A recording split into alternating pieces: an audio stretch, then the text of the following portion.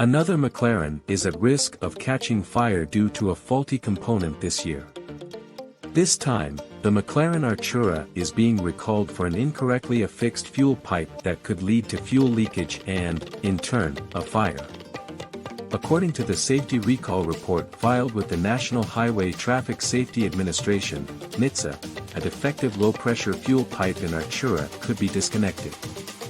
If that happens, it will leak fuel into the engine components with high operating temperatures, increasing the risk of a thermal event. Upon inspection, the automaker discovered that the faulty component was produced in a single batch, only created within 1 hour in a single day.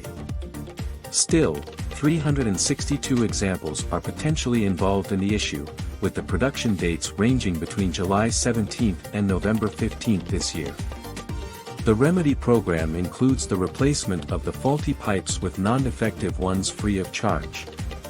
McLaren also said all affected vehicles are covered by warranty, so there is no need for a reimbursement program.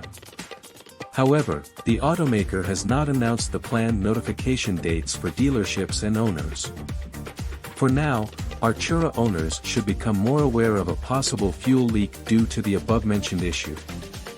Some warnings include a smell of fuel odor in the vehicle's proximity, a fuel leak on the ground, and an engine system fault alert due to engine fuel starvation.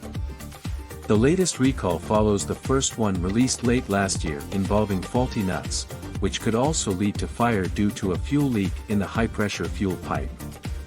This was after a much longer than initially planned gestation period for the Artura after fires occurred on the very first international press drive, although those were related to the oil coolers.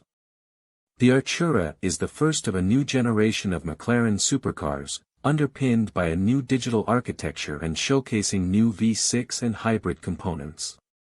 Multiple delays are inevitable, especially given the happenings of the last few years, but the Artura has been a bit of a problem child.